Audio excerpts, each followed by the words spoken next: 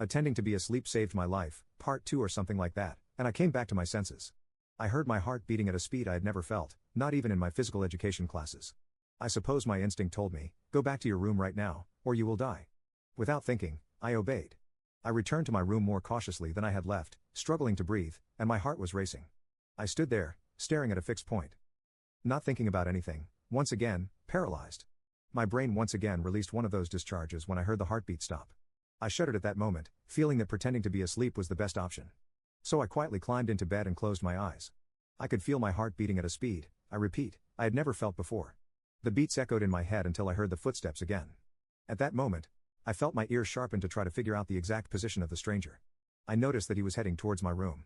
I didn't open my eyes, even though I was facing away from the door, but I felt that he was there, looking at me, standing at the doorway. I wanted to cry and scream, but I couldn't. My most primal instincts took over my body at that moment. After a few long seconds of agony, I heard footsteps going downstairs. I didn't move or open my eyes. As I mentioned, I couldn't. I heard footsteps downstairs, and after no more than a minute, I heard them coming up the stairs again, this time more slowly. I didn't understand why. I assumed he was coming from the living room, based on the steps I had heard. I quickly realized that he was inside my room, not just at the door but inside.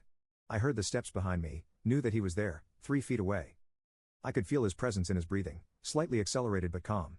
I realized he left the room and went to my parents' room, came back, and this time, I noticed his breathing was heavier, as if he was exerting himself. This repeated 2 more times. I remained completely still, not moving, and my brain showed me the layout of the house, and by the footsteps, I knew where the stranger was all the time. I developed powers, obviously caused by adrenaline. It's true what they say, in moments like this, we truly see the human in its purest state. A dense silence filled the room. I was in the room, still feeling his presence, knowing he was watching me, feeling it. I realized he approached me.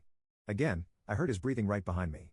Suddenly, I heard how he touched or caressed the wall of my room, which had a rough texture, popular in Spain a few years ago. After listening to this sound for a while, I heard him leave the room and go downstairs. I heard him enter the living room and heard nothing more. I stayed motionless, with my eyes closed, not sleeping, not knowing how much time had passed. It had been a long time since I heard any footsteps or any indication that someone else was in the house. With a racing heart, I gathered the courage and slowly opened my eyes. I saw the light blue wall of my room clearly. It was daytime. But the sun had not yet risen. I guessed it was around 7 or 8 in the morning. I stared at the wall with my eyes open for a long time. I didn't want to leave the bed. I didn't want to check if everything had been a dream or if it was real. Everything was strange. By this time, my parents would already be having breakfast and chatting. I gathered courage once more and decided to turn around to see my parents' bodies, completely mutilated, covered in wounds and blood. Their faces were unrecognizable, and their limbs hung by threads of red. This image haunts me to this day. I let out a scream that I had been holding since it all began, and I started to cry. I was terrified, couldn't stop crying, drowning in my own mucus and tears. The bedroom floor was covered in blood. I realized this as I wiped my tears away, in vain because they kept falling. I noticed something hard on the bedsheet. It was my phone. Still there, exactly where I had left it. I picked it up and, as I tried to get out of bed, I saw what still traumatizes me and haunts me to this day, a chilling message written on the blue textured wall with my parents' blood. It said, "I know you were awake, the dot.